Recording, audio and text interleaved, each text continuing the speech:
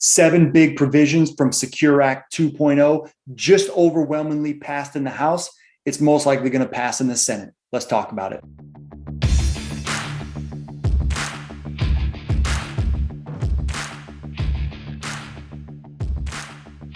Thatcher Taylor, ProPath Financial. Welcome back to my classroom. I appreciate you being here. We're going to talk about 7 big provisions that could be coming from Secure Act 2.0.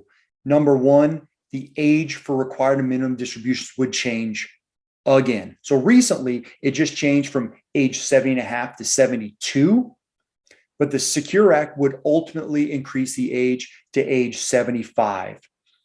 The thing that we need to be aware of is this is going to change in phases. So I wrote these down. It'll move to age 73 in 2023.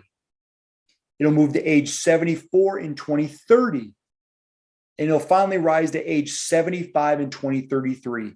This means that in IRAs and 401ks, you get to delay the mandatory distribution of funds out of those accounts because the IRS wants their taxes.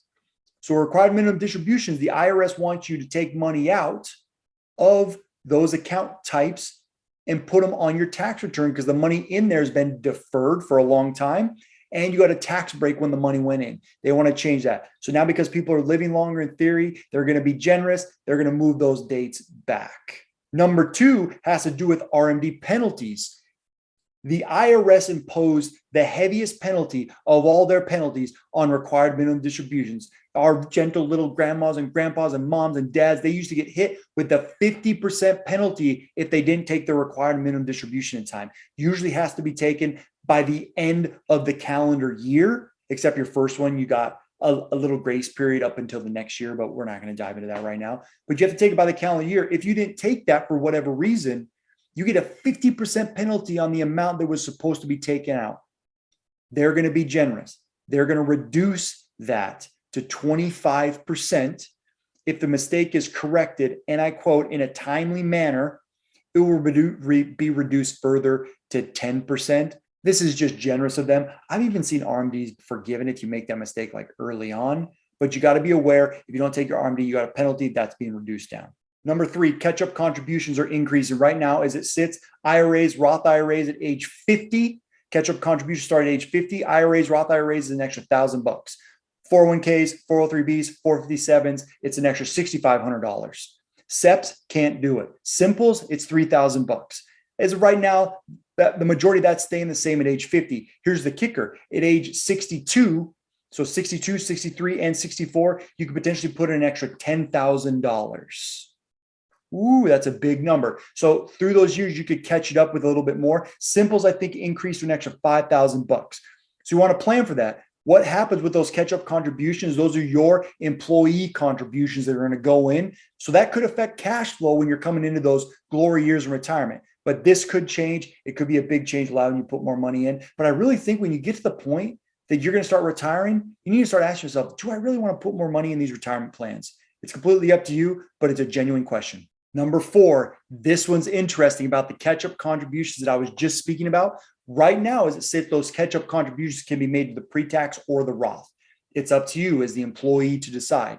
However, in 2023, if this particular element of the Secure Act 2.0 goes through, all those catch-up contributions are going to mandatorily go to the Roth. That's interesting, right? Because now the money that you contribute, if you went pre-tax, those catch-up contributions could reduce down your taxable income currently, grow tax deferred in the future, and the earnings, the contributions and the earnings would be taxable.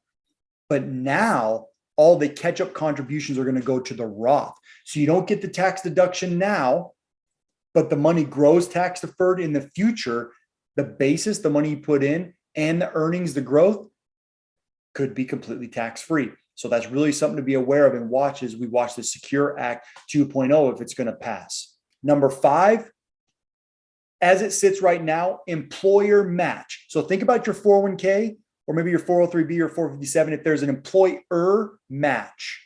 So you make your elective deferral as an employee, and then there's an employer match. That employer match always goes pre-tax. It always goes pre-tax.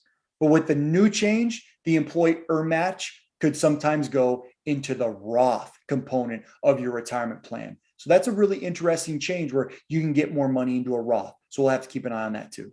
Number 6, SEP and simple IRAs could potentially get the Roth treatment. So SEP and simple IRAs are usually small business type retirement plans, usually very easy to administer, very nice for small businesses to be able to contribute for retirement. They don't have to go through the entire 401k development process and the ongoing administration. Currently, they don't have the Roth capability. Everything is pre-tax. The Roth may be coming. So if you have a simple or a SEP and you want to try to use Roth contributions, they may be a great option for you. We'll have to keep an eye on it. Number 7, our final one is the retirement savings lost and found. How many times have you talked to someone? I know for me as an advisor, I've talked to a lot of clients. They're like, I think I have an old 401k somewhere. I don't really know how to access it. I don't know where it is or who to talk to. There's going to be a lost and found, which is going to aggregate all of your old 401ks into a place where they're easily found.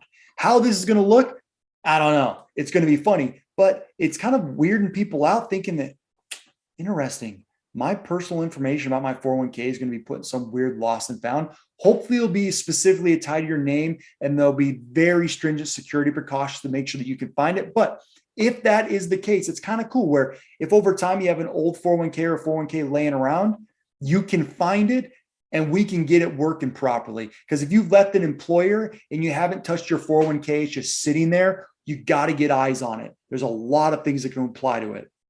So those are 7 things that could come down the pipe with the Secure Act. It seems like some or all of them are going to become a reality, some good, some bad. As always, it depends on your situation. And what makes it valuable for you is planning, figuring out how each one of these elements digs in to your financial plan so you can reach your goals. As always, goals, plan, assets. Bang. Let me know if you have any questions. Thanks for watching. Like, subscribe, and most importantly, share it. I'm trying to grow this thing. Thanks for watching.